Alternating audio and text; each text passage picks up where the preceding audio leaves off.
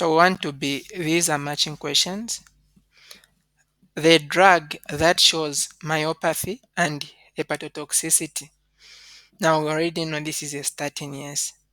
And let me just ask, when it comes to the myopathy, these are just problems with the muscle. What specific problems are we expecting to see with the muscle when it comes to this myopathy?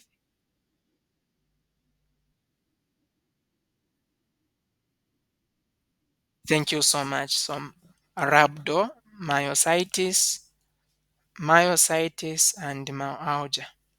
Cutaneous rash and itching. This one, we already mentioned it. The fibrates. Bloating, cholestyramine. What class of drug is cholestyramine, which causes bloating?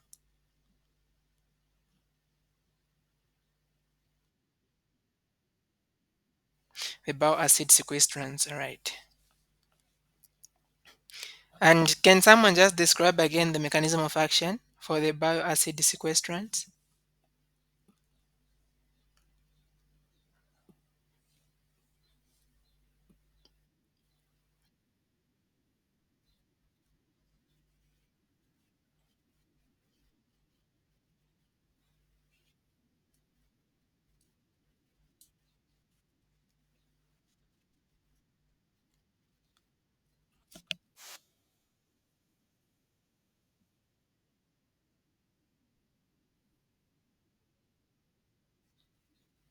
Thank you so much.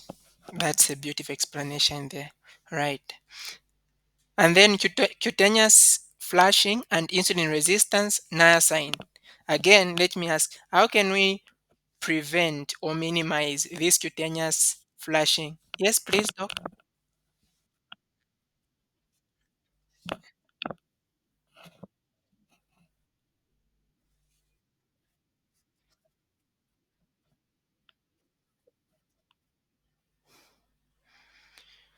Okay. So the bowel acid sequestrants, what's happening is that when these guys go to the intestines, they are going to be able to bind to the bile acid in the intestines, and that will mean because you've bound to the bile acids, you can't break down lipids, isn't it? So there's no enterohepatic circulation. You can't take back lipids to the liver so that you can use it to form more bile. So what is going to happen is that the liver will start making bile, but it needs cholesterol to make bile. So it will go to the blood and get the cholesterol that is in blood, and then it will be able to use it to make bile. All right, thank you. And then, so we have got cutaneous flushing and insulin resistance. That's the side effect for niacin. How can we prevent this side effect, or how can we minimize it? The cutaneous flushing and insulin resist, or specifically the cutaneous flushing.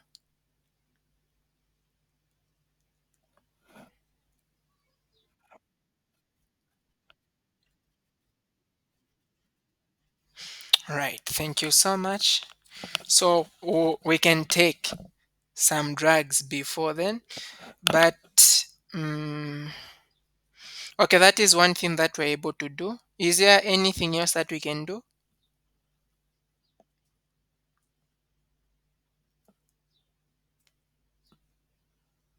Anything else?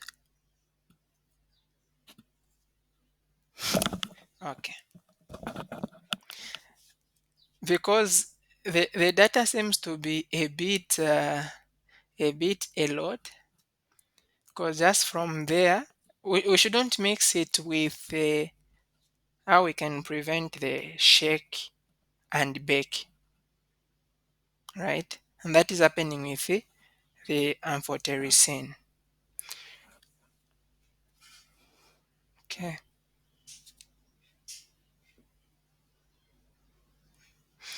And then diarrhea and arthralgia, ezetimibe. What class of drug is ezetimibe?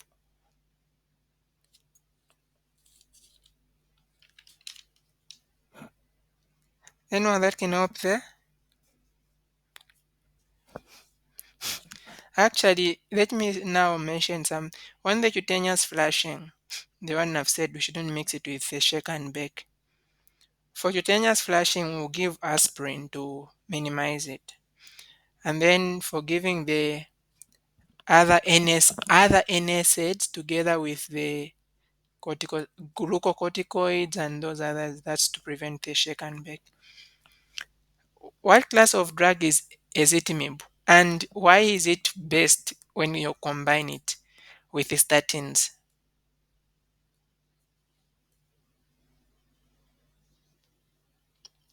Anyone to say something?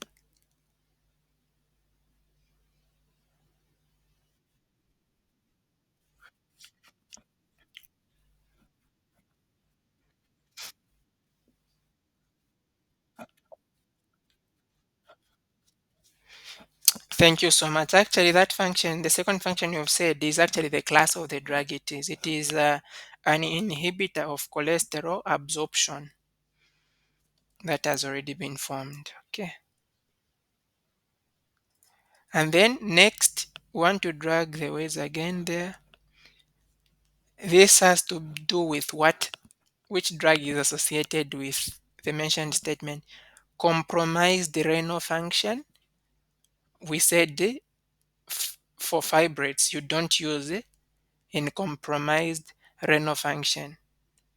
But again, let me ask, which one causes nephrotoxicity such that we want to reduce its dose?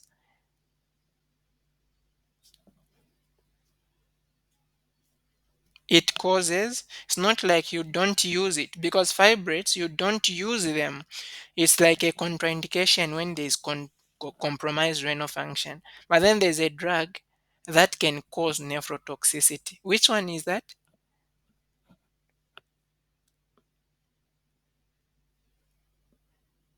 Remember the amphotericin B? Of course, it's not excreted by the excretion, doesn't depend on the function of the kidney, but it can cause nephrotoxicity. That's why we want to give with some other drug so that we can reduce its dose. And then we said already, diabetes mellitus is associated with vitamin B3. Why? Anyone to help with that?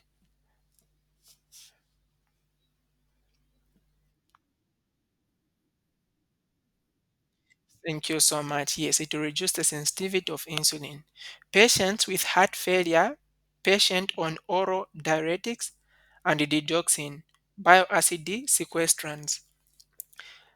So you don't want, actually the bioacid sequestrants, have got some, yes, I'll say bad side effect. So you don't want to give them also in these patients, those which have got a heart failure and those on oral diuretics. Would that has someone come across as to why that is not supposed to be so?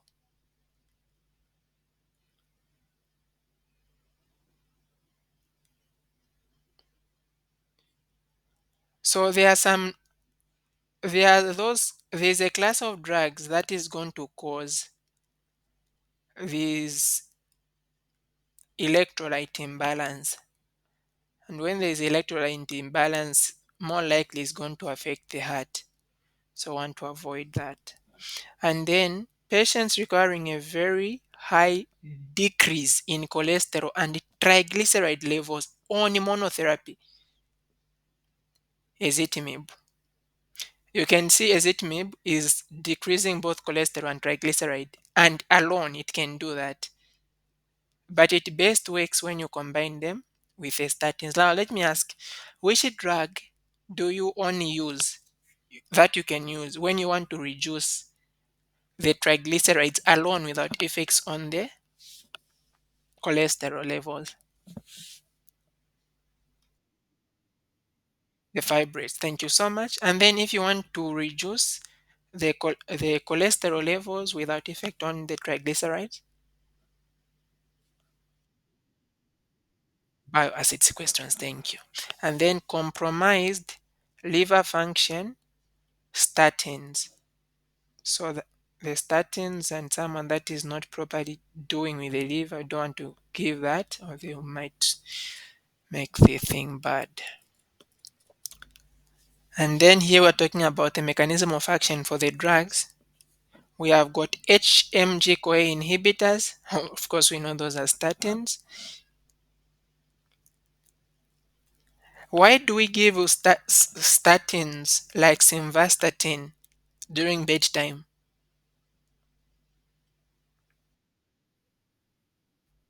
Short duration of action. And why not give it at lunchtime since it has got a short duration of action? Because that's when we are eating the maybe fatty food.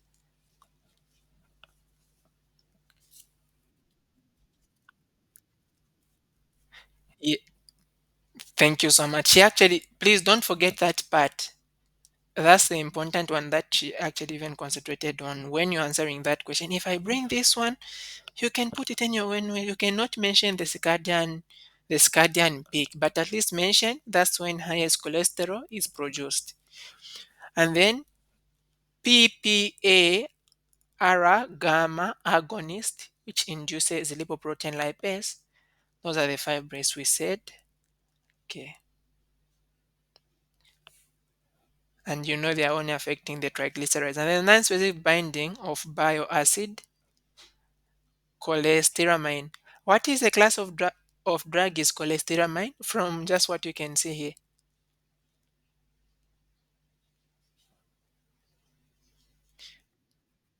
Bile acid sequestrant, yes, thank you so much. And then inhibiting Niemann peak C1 like protein. This is ezetimibe. Remember, ezetimibe is an inhibitor of absorption. It is stopping the absorption of your lipids. Specifically, it is inhibiting this same protein, this big protein NPC1LI.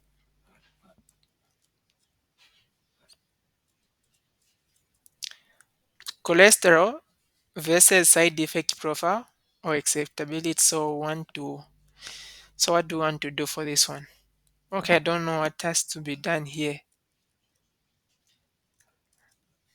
So we'll skip that. A patient with hyperlipidemia is taking niacin, which is vitamin B3, as part of multivitamin supplement. They are diagnosed with hypertriglyceridemia and hypercholesterolemia with a low high density after a stroke. Which of the following statements below are true? The dose of niacin required to manage hyperlipidemia is much higher than that of vitamin supplement. Patient does not need any drug to manage hyperlipidemia because they can do lifestyle modification. Niacin supplement can be continued if they are not combined with other multivitamins. Niacin only lowers VDL and LDL. Not. I'm interested in starting with D. Why is option D not correct? The last option.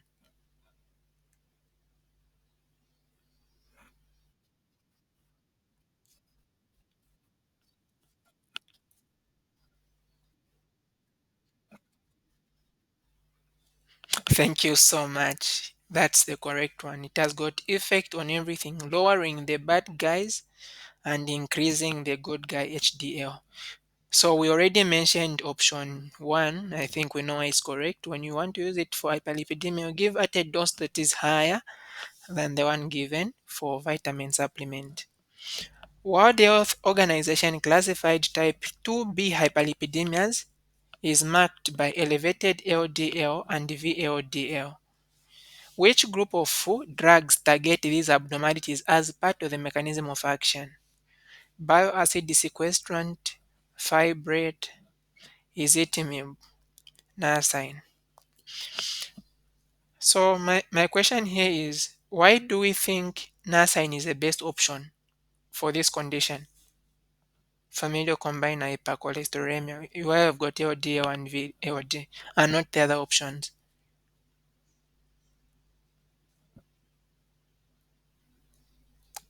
Anyone that can say something why they think so?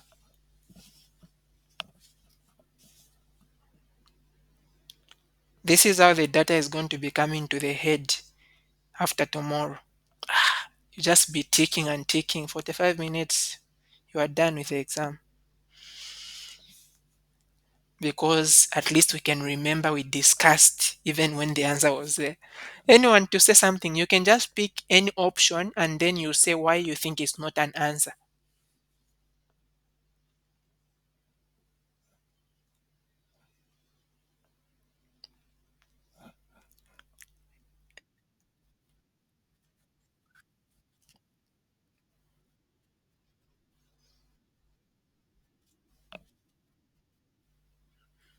All right, thank you so much.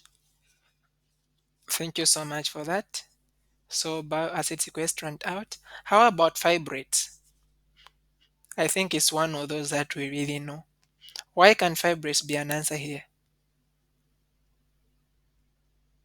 What do they lower?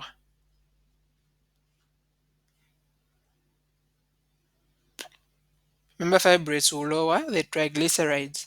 And here we have got the low density lipoproteins. Ezetimibe, this guy is simply preventing absorption, and it will prevent absorption of cholesterol even from the name. So narsine works on everything, specifically everything, very low density, low density. A patient was started on statins a month ago after lifestyle modification.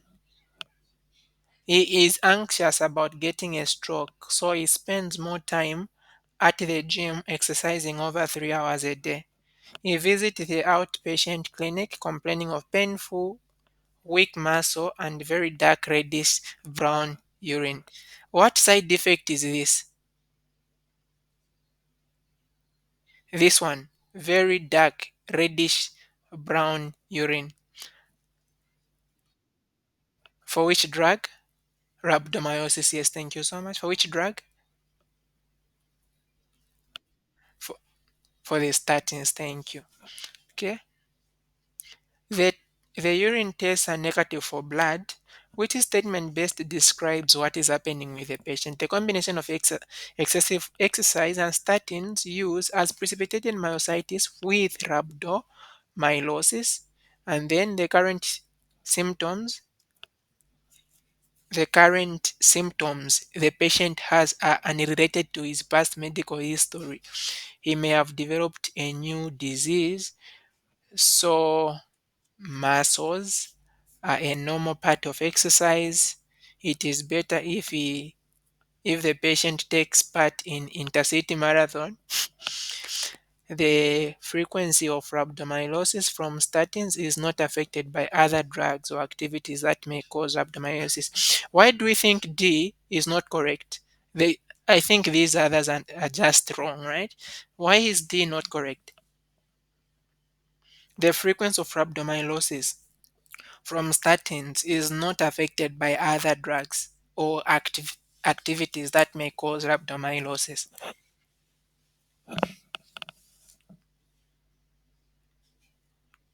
Actually, the side effects for statins are really few, and even the same hepatotoxicity and myopathy is more common because of multi-pharmacy.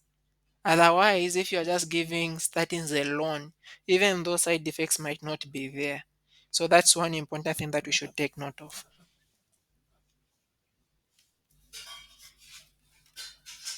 Okay.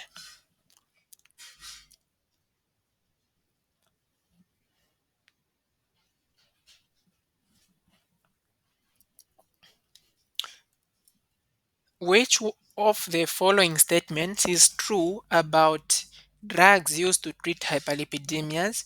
Narsine is the most effective drug used to manage hyperlipidemias, but its usefulness is limited to by dose-related flushing and dyspepsia. There is poor acceptability and adherence to bioacid sequestrant. Cholesterol absorption inhibitor monotherapy is effective in reducing low density lipoprotein levels. Statins are the mainstay of the management of hyperlipidemias. Let's start with option 1. Anyone that can say why option 1 is not correct?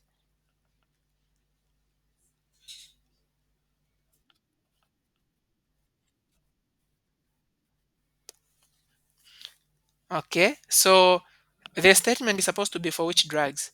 Flushing and dyspepsia.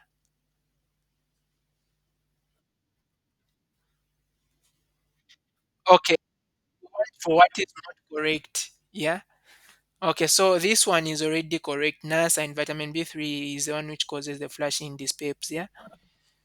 Anyone that knows the meaning of this word, dyspepsia? So it causes indigestion. Remember flushing, dyspepsia, and there is also the cutaneous itching. There is poor acceptability on the bile acid. We know that is true because it causes the bloating. Statins are the many guys. Yes, cholesterol absorption inhibitor monotherapy is effective in reducing. Now let's talk about this one. Why is it not correct?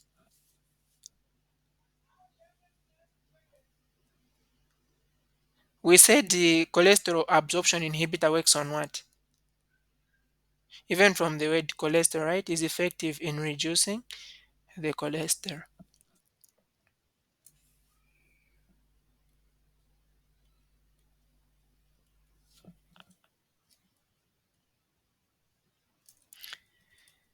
A diabetic patient with a history of stroke is on statins to lower the chances of another stroke. However, the patient's plasma cholesterol has not reached the desired target despite continuing lifestyle modification. A diagnosis of refractory, I love this question, just the word refractory should point you to something. Hyperlipidemia is made. What is the best way to improve this patient's outcome? Discontinue statins and replace them with fibrates. Discontinue statins and replace them with the highest dose of NASA and add cholesterol absorption inhibitor to a lower dose of statin. Discontinue statin and replace them with cholesterol absorption inhibitor. Why do we think the answer is the one that is ticked? It is something that is basic.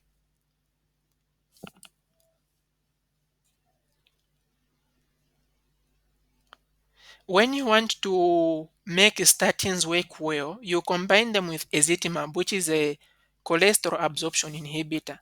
And actually, the combination of statins and ezetimibe is the one that is used for refractory hyperlipidemias. That one we have to know.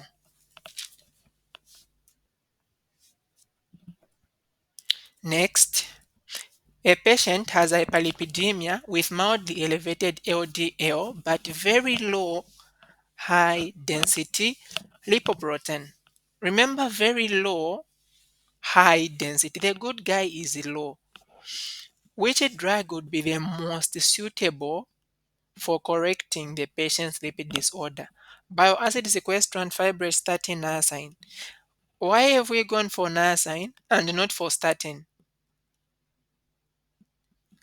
Anyone that has got a thought?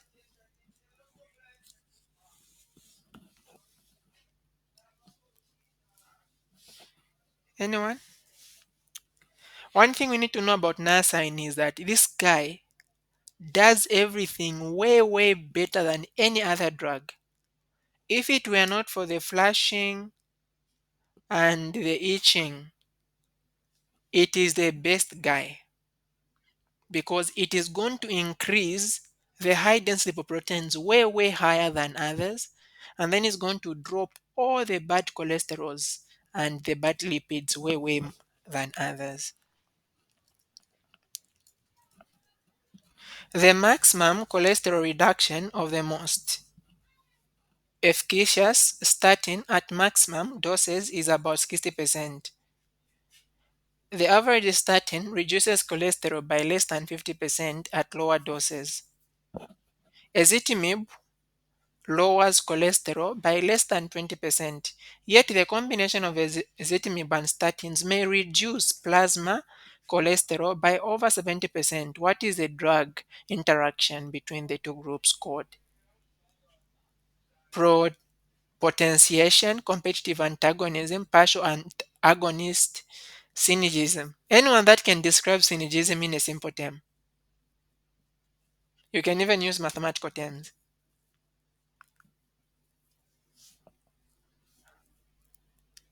Anyone there?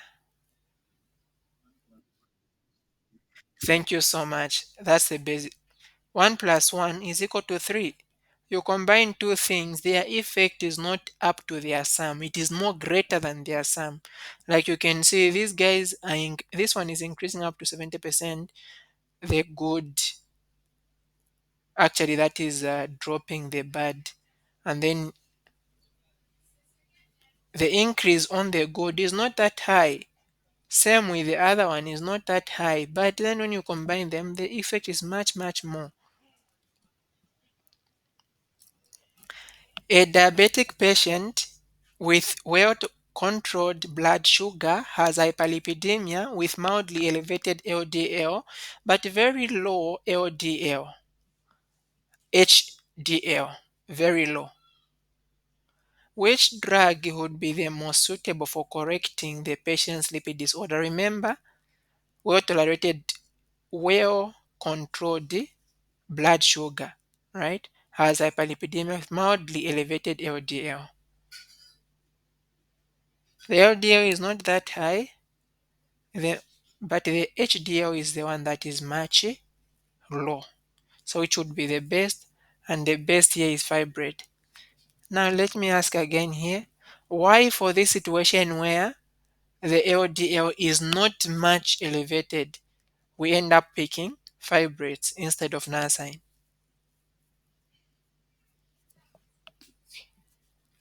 Just any statement you think would be the reason. It will help someone not to confuse them when the question comes.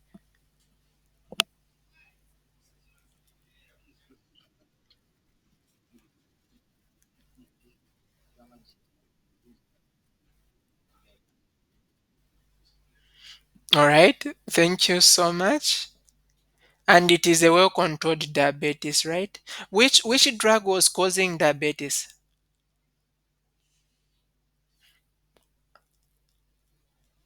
Which one was causing the insensitivity to insulin?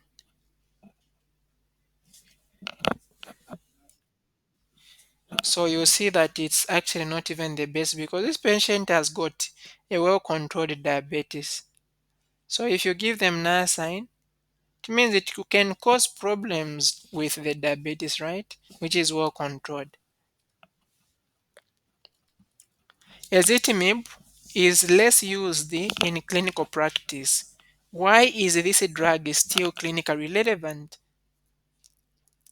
It has an additive effect when used with low dose bioacid sequestrant, increasing patient adherence. It has an additive effect, lowering plasma cholesterol while lowering side effects with low dose statin. It can work better than statins in patients with refractory hypercholesterolemia. It has an additive effect with combined low dose niacin. Okay, those we know they are not correct, right? The statement is direct here. When you combine ezetimibe with statins, the side effects have been reduced, and then there's also synergism. Which of the following answers show the lipid lowering drugs in increasing order in which they reduce plasma low density lipoprotein, which is bad cholesterol? So we can see fibrate, niacin, statin. The fibrates, this is in increasing order. So meaning this one has got little effect on reducing the bad cholesterol, followed by niacin. And then statins are the ones that reduces the bad cholesterol very much. But when it comes to the increasing good cholesterol, niacin is way better in increasing good cholesterol.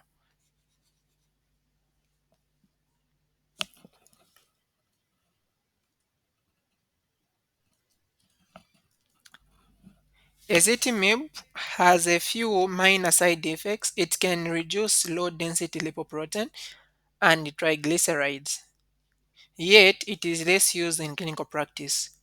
What is the most likely reason? I think we already mentioned this, isn't it? Despite the excellent safety profile, they have lower efficacy and the other drugs than other drugs. in lowering plasma lipid levels. So the low efficacy. It may cause cutaneous flushing, dyspepsia. Why is this one wrong before we even go further?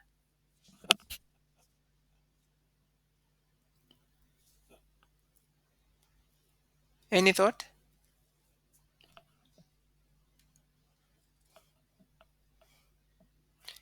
What are these side effects describing?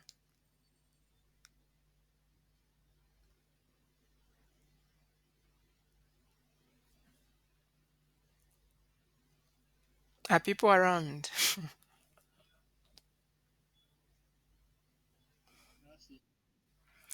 Yes, so that's for nursing. And then there is poor patient adherence. How about this one? What side effect is this one describing for which drug? Bowel questions, thank you. It inhibits absorption of lipid soluble drugs directly. It inhibits absorption of lipid soluble drugs, diuretics, digoxin, and some anticoagulants. How about this one? Which drug is it talking about?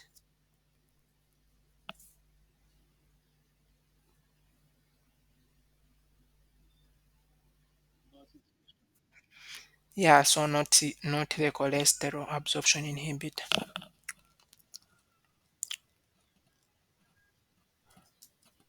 What is the most common side effect of ezetimibe, occurring in only 4% of patients?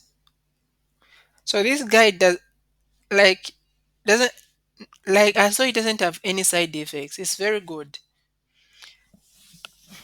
Few side effects will include the same diarrhea, and it's just in few people, not everyone who uses the drug. Which one of the following are the most common side effects of fibrates? Case of fibrates we know is the itching and the rash. And then for niacin, now we're going to differentiate niacin. Of course, there is the cutaneous itching, the flashing also. Yeah. Which of the following measures may mitigate niacin side effects that limit using higher doses required to treat hyperlipidemia? Keep the patient well hydrated with normal saline before taking niacin. Avoid polypharmacy with other drugs that may cause the same side effect. So for option B, which drug is it describing? This one is major when it comes to the statins with the myalgia and hepatotoxicity. Using low dose niacin like those used in vitamin supplement. If you use low dose like those used in vitamin supplement, it means that you can't use them as to control hyperlipidemia. Taking aspirin some minutes before taking niacin, specifically 45 minutes before. So this is the correct one.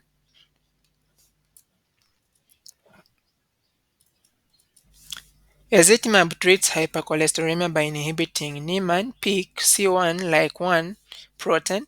What does inhibition of this protein do?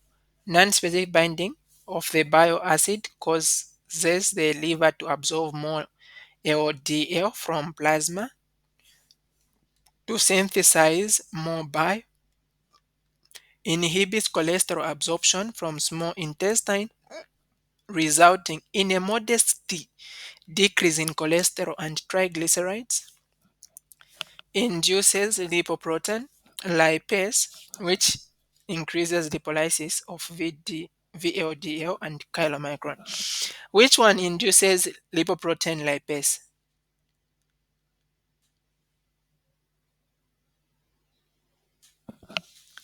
Anyone that can help with that?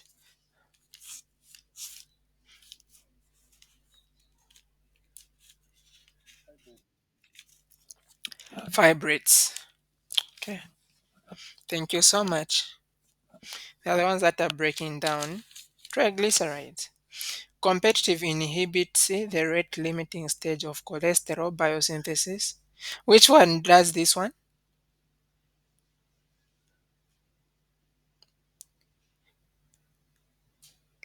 The statins, thank you. Who classified? Didn't we answer this one? World Health Organization classified the type 5 hyperlipidemia is marked by elevated chylomicron and VLDL. Which group of drugs treats these abnormalities as part of the mechanism of action? Say fibrates, very low density lipoproteins, and the chylomicrons.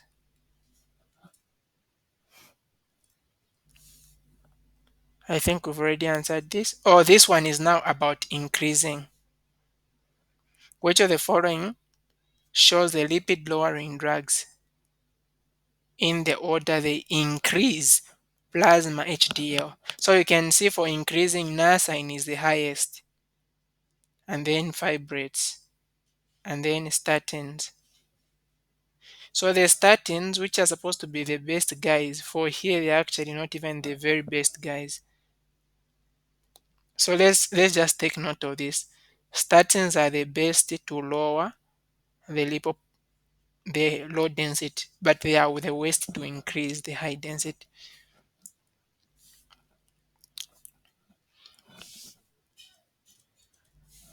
World Health Organization classified type 2A hyperlipidemia is marked by elevated LDL. Which group of drugs target this abnormality? Again, is the statins. This is just elevated LDL. They'll be able to drop the elevated LDL. Remember just from saying statins are the guys that will help in dropping the bad cholesterol very much. Which group of drugs increase lipolysis? Okay, before we just hearing lipolysis, we can't even go further but run to fibrates. Lovastatin and simvastatin are not recommended in hepatic dysfunction because of which of the following? They are prodrugs that are converted into active metabolites in the liver. Please, this one we need to know. These guys are prodrugs, meaning that if your liver is not working, they will not be activated and so they can't help. The site of action of statin is the liver through reduced lipolysis. The site action of statins is the liver through reduced lipolysis. Simvastatin, atorvastatin, and all other statins are prodrugs. That's a lie. It's only those guys. They cause severe hepatotoxicity in almost all patients. That's a lie. Simvastatin is taken at bedtime. Now, I'll not even look at the option. While atorvastatin can be taken anytime. Which statement best describe? Can someone say something? Why is it that simvastatin can be taken at bedtime?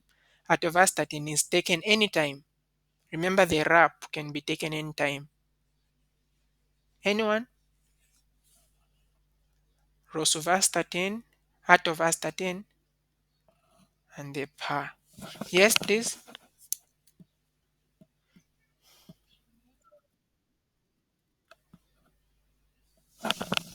You can go on.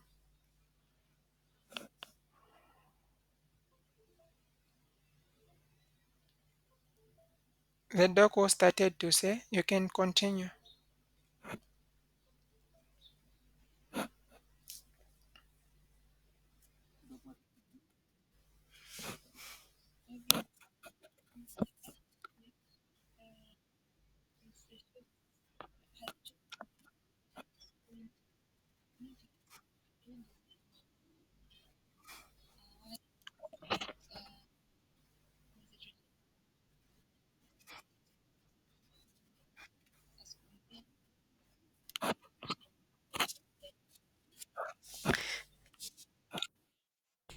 Thank you so much. Simvastatin, short half-life, should be given when the circadian peak is highest, when you have got highest concentration of the cholesterol, and that's at night. While atorvastatin is long-acting, you can give it anytime. So that's the answer here. Simvastatin has a longer half-life, so it does not depend on the circadian rhythm of cholesterol. Now, this option, simvastatin has a long half-life, so it does not depend on the circadian rhythm of cholesterol. Simvastatin is taken at bedtime. Is this statement correct? I want someone to look at it. Maybe I'm confused.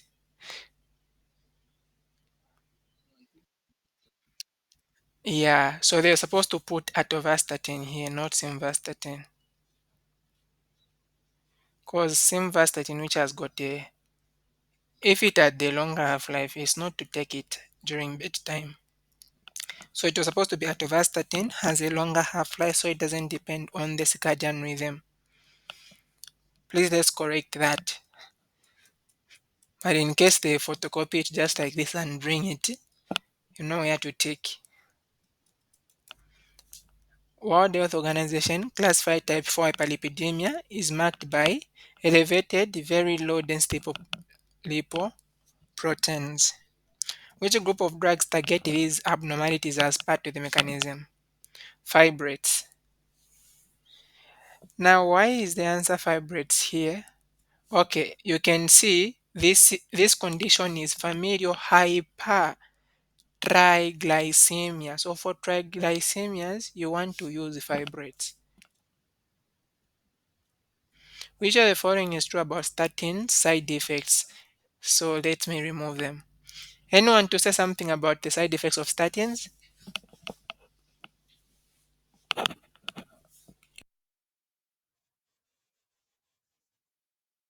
Thank you so much. Myopathy and hepatotoxicity. In myopathy, where we have got myositis and myalgia and rhabdomyolysis. So, A is saying rhabdomyolysis is one of the results of hepatotoxicity. That's not true, right? Because those are both independent side effects. Myopathy and hepatotoxicity are more likely to occur with polypharmacy. That's very true. With polypharmacy, statins are not safe compared with to other drugs. They have many side effects. First, myopathy occurs less commonly than severe hepatotoxicity. They occur together. They are both less common.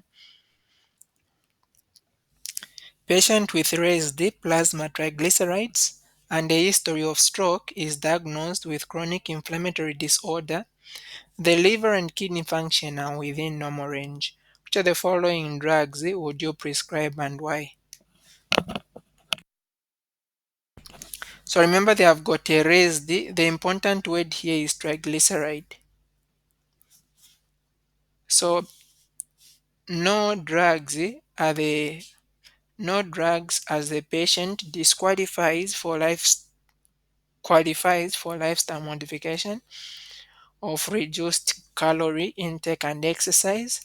Statins because they have an independent anti-inflammatory effecting addition to reducing very low density lipoprotein.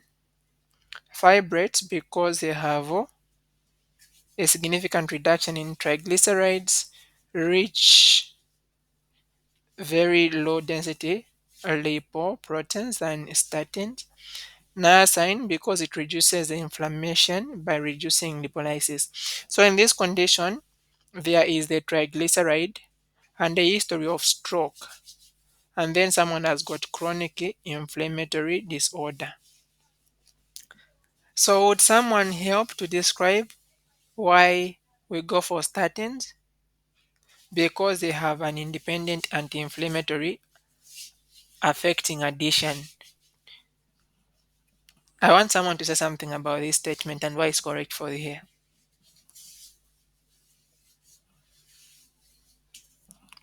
Remember when we said that the statins, besides them being used to lower the bad cholesterol and increase the good cholesterol, they have got three independent effects.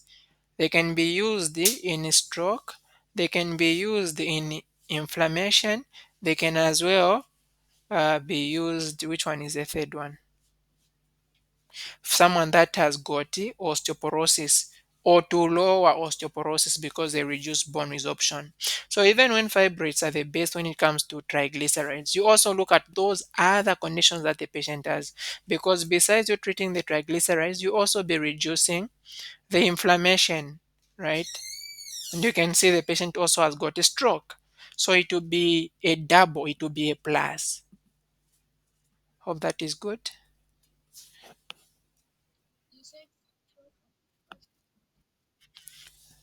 stroke, osteoporosis, and anti-inflammatory activity.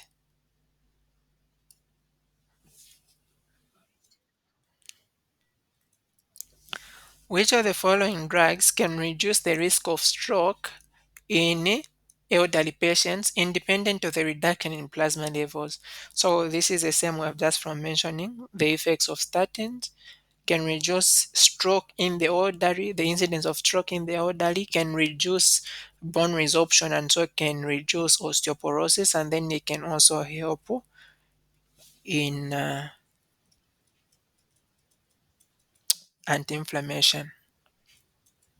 Which of the following drugs is the best option for treating hyperlipidemia in patients with osteoporosis? It's the same thing, right? Statins. So A is saying cholesterol absorption inhibitors because they improve the density of increasing muscle mass. Okay, that's not about osteoporosis. Osteoporosis is bone and not muscle mass. And then B, statins because they may cause myositis, which may cause bone thickening. How is bone thickening related to myositis? So statins by reducing the rate of bone resorption. That's the reason. Okay.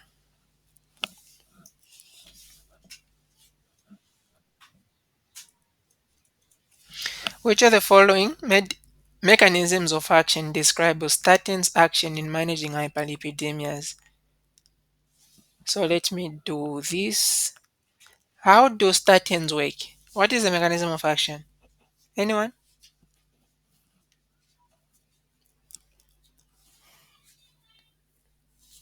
Mechanism of action for statins?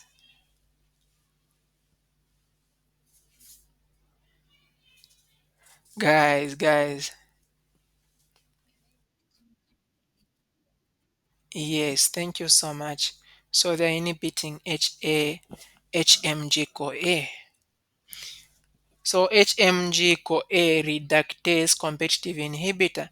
So what these guys do is that you have got this HMG CoA reductase. That's the enzyme. So that enzyme is supposed to come and bind here.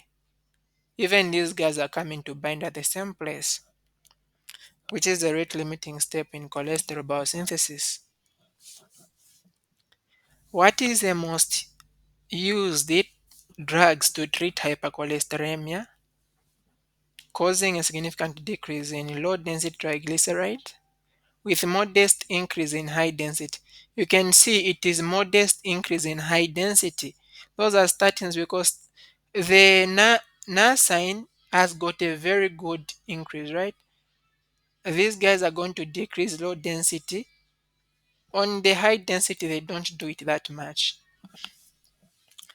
Fibrates are the one which follow the narsine when it comes to reducing, increasing the high density. Which of the following drugs used in managing lipid disorders primarily used to treat hypertriglyceridemias? And we already know about triglycerides, it's fibrates. Let me ask again. If you want just to reduce cholesterol, which one can you use?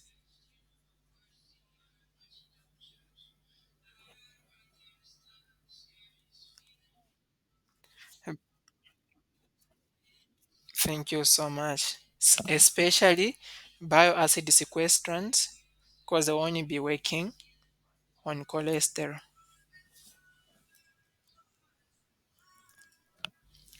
Which of the following statement is not true about drugs used to treat hyperlipidemias? There is a poor acceptability and adherence to bioacid sequestrants. There is poor acceptability. Which one of the is not true? So we know this one is true, right? Because of the bloating. Narsine is the most effective drug used to manage hyperlipidemias, but its usefulness is limited by dose-related flushing and dyspepsia. And we know that's also true. Statins are the mainstay of the management of hyperlipidemias. And when that's true, patients on lipid-lowering drugs do not need to exercise or have a low calorie. We know this is very false, isn't it? Lifestyle modification is one of the important things to be done. Vitamin B3 can elevate plasma HDL better than other plasma lipid lowering drugs. Which of the following mechanisms of action is responsible for this effect? And we are talking about can elevate plasma HDL. Inhibit synthesis of fatty acids. Now, if you inhibit synthesis of fatty acids and you want to elevate HDL, how are you going to elevate it? Inhibit lipolysis in adipose tissue. When you inhibit a break about lipolysis, it has to do with the triglycerides by reducing low density. Reducing low density doesn't mean increasing high density. So it's decreased catabolism of APO1A because this is the good guy, the HDL. So you stop the breakdown of the guy. A patient at elevated risk of osteoporosis is on vitamin D supplement and plasma lipid lowering drug for a year. Investigation revealed that the patient's bone density has significantly declined despite being on vitamin D. Their kidney function is normal. What are the most likely plasma lipid lowering drugs they have been taking? So, one drugs that cause bone resorption. Bioacid sequestrants. Anyone that wants to say something about those?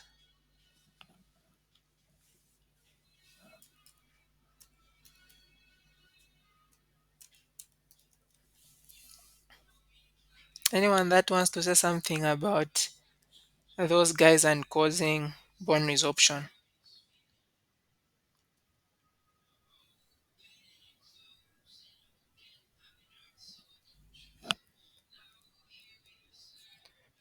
Bioacid sequestrants.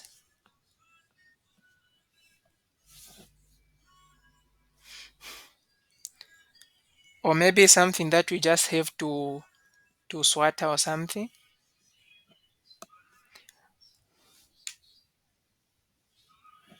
Okay, I guess so, right? Someone wants to say something?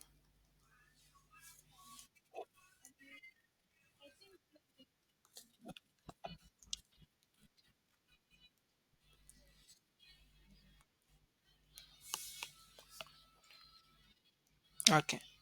What? So here, this patient is taking a drug. They are at risk of osteoporosis. And then they are also taking vitamin D. Vitamin D is supposed to help them in strengthening bone, in reducing osteoporosis. Yeah. But then a declined, they have got a significant declined bone density despite taking vitamin D. So meaning that there is a drug that is causing a problem here. Is there anyone that wants to say something?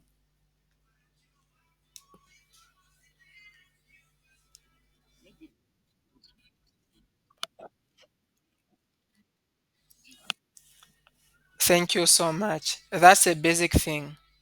Because when remember the bile acid sequestrants, these guys are going to go and they are going to bind to bile, right? And then you are going to be able to prevent you start now absorbing, taking up the cholesterol from blood. So these guys have got another. There's another effect that if that with other drugs, for example, binding other molecules instead of the the actual drug binding to where it's supposed to bind to, they can end up binding other molecules, and that will impair the absorption of other molecules.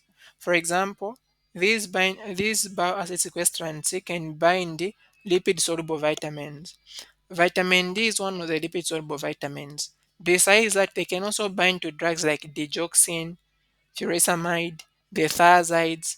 So, meaning that when you give these drugs, you expect someone to be urinating. They might not do that because you are binding the drug instead of it going to work, and including also some statins.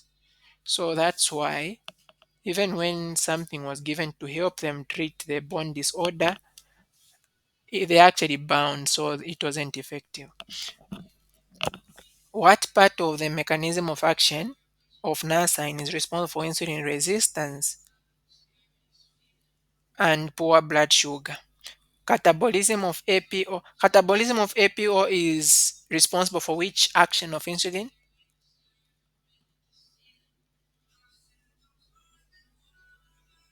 It is increasing high density lipoprotein. They actually prevent the catabolism. And then two is saying PPAR agonist, partially antagonist antidiabetic drug that use PPAR receptor, glitazone. So what is this one trying to describe? Of course, the antidiabetic here, these guys cause insulin resistance, so they are not really antidiabetics. But which drugs work by binding the PPAR gamma? Be, the fibrous besides the TZDs, right? Thiazole. Competitive inhibitor of MG, we know that's not true. Inhibition of lipolysis in adipose tissue. So that will be responsible for insulin resistance. When you don't break down the the lipids in adipose tissue, the meaning of that is that these guys are accumulating in there, and that is by whatever mechanism is going to lead to insulin resistance.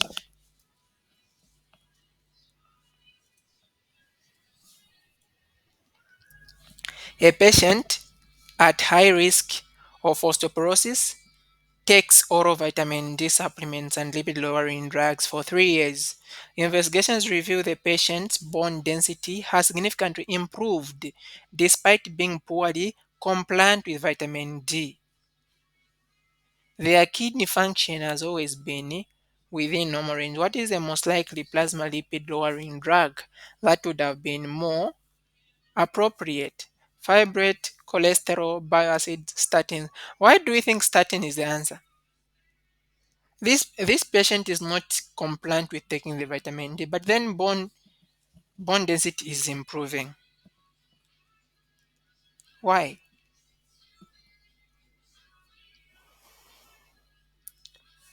Remember, statins have got other effects independent of lowering the bad cholesterol and increasing the good cholesterol. Which of the following drugs used to manage hyperlipidemia is a nutrient supplement for treating acne pimples, acne, or acne vulgaris? We know nasine is a nutrient there. Bioacid sequestrants act locally in the GIT with a few side effects, yet they are rarely prescribed for lower plasma lipid levels. The following statements are true except prescribers are aware of drug interactions caused by the disruption of enterohepatic circulation. Drugs like cholestyramine are expensive and not readily available. What drug is cholestyramine?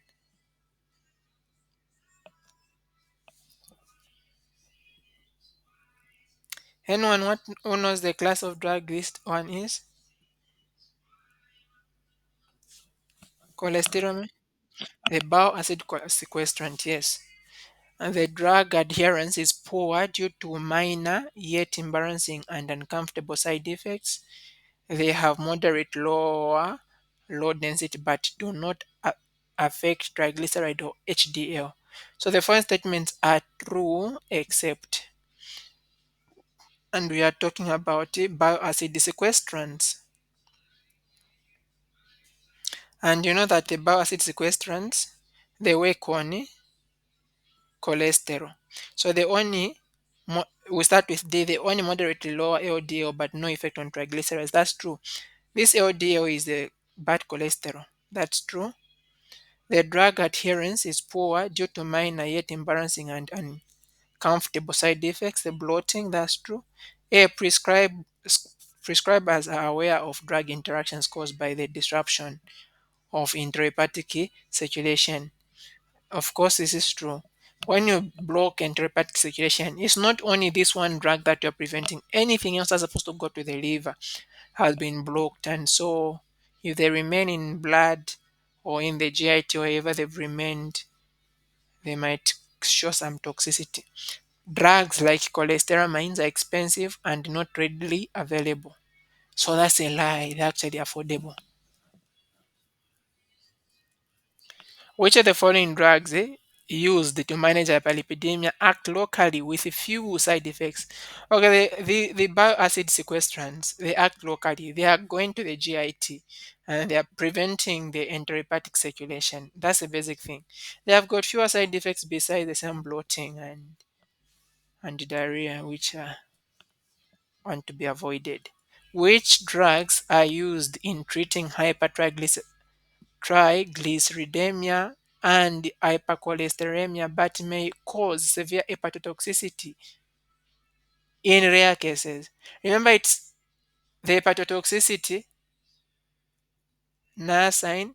So they have actually put option statins and cholesterol, statins and niacin, statins and statins are okay. We know of statins because of polypharmacy.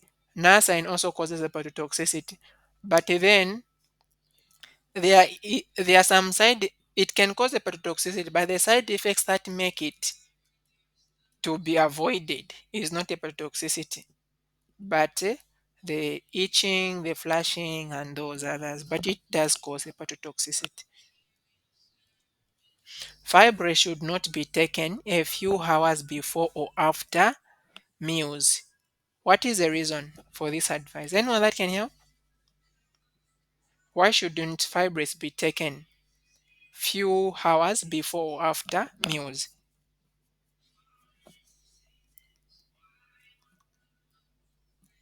Anyone?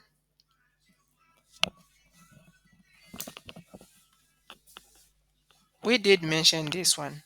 Be free to say something.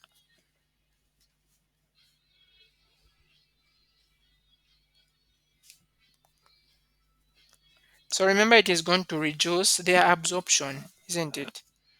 The absorption of vitamin of fibrates is going to be hindered by the food. Not like there's a competition. Why does limiting side effects reduce NASA incisiveness in managing hyperlipidemias, especially with doses above 1 gram per day? Let's hear someone who can say something here. Remember, one you want to give for nasine to work, you want to give a high concentration, but the higher the concentration, the more the side effects. So, what does limiting side effects?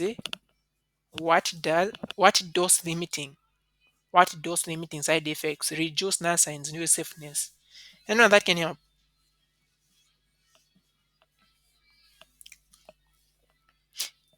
We've mentioned it quite a lot of times. Dose limiting side effects: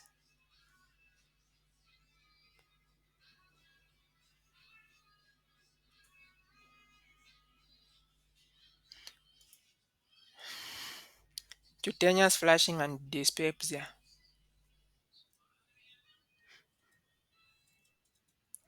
Which of the following answers shows the lipid lowering drugs in increasing order in which they reduce plasma, very low density lipo, so in which they reduce the triglycerides. On the triglycerides, the best are the fibrates, and then you followed by the niacin. Niacin is good nearly with everything, increasing and reducing. Statins and then the bile acid. These are the worst because they are more not even involved in triglyceride but cholesterol. I think that's where the questions on hyperlipidemias end.